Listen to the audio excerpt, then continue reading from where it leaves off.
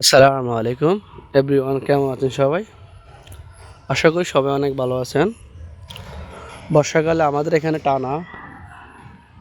টানা 10 থেকে 15 দিনের মতো বৃষ্টি হচ্ছে। বৃষ্টি হওয়ার কারণে ঘাসে মাঠে সব জায়গায় পানি উঠে গেছে।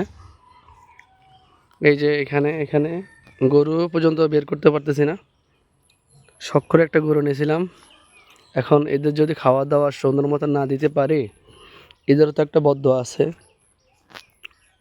আল্লাহ তাআলা এদেরকে আমার মাধ্যমে তাদের রিজিক পাঠাইছে। এখন এদেরকে যদি খাওয়া দাওয়া সুন্দর মতো না দিতে পারি, তাহলে আরও কেমনটা হয়। আর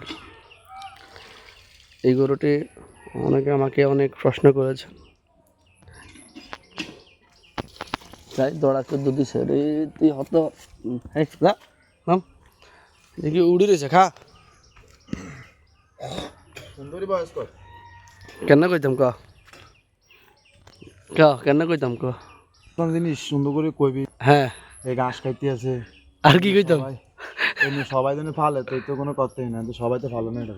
ওই সাইরান এই যা নিচে এত ঘাস শুধু উর্ফে চলে দেখেছ। এটা বকদান দিন মানুষ হারা শখে। যদি এটা যদি কষ্ট দিই বুঝছ না, খানা না দিই তাহলে কি লাভ হইব কাও? এটাতে কইতেছি যে এখন হেতে তো একলা বুঝছ না, একলার কারণে একটু মনে কষ্ট।